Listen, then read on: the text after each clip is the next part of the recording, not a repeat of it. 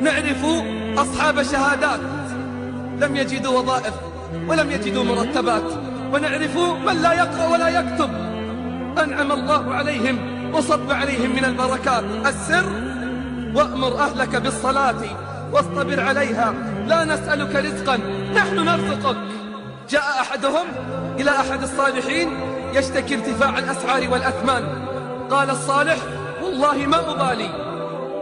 ما أبالي لو أن حبة الشعير بدينار، علي أن أعبده كما أمرني وعليه أن يرزقني كما وعدني. علي أن أعبده كما أمرني وعليه أن يرزقني كما وعدني. وما خلقت الجن والإنس إلا ليعبدون، ما أريد منهم من رزق وما أريد أن يطعمون.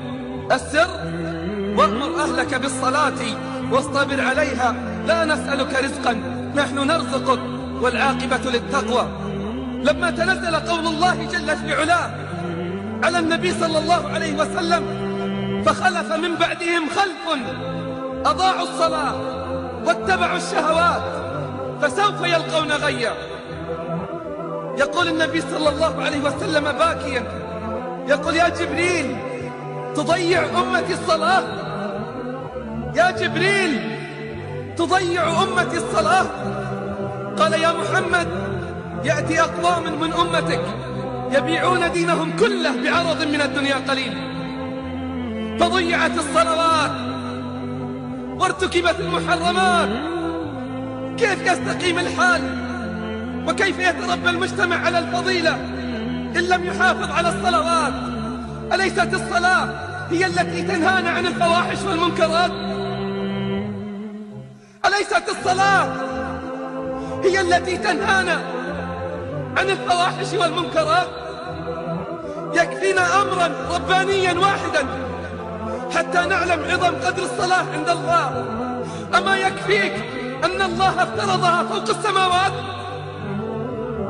أما يكفيك أن تعلم من قدر الصلاة وعظم شأنها عند الله أنها فرضت فوق 7 سماوات وهو بالأفق الأعلى؟ ادنا فتدلى فكان قاب قوسين أو أدنى فأوحى إلى عبده ما أوحى.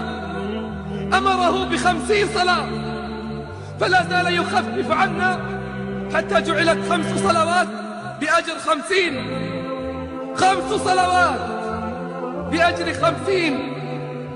الصلاة نور، كيف تستطيع أن تسير في الظلمات؟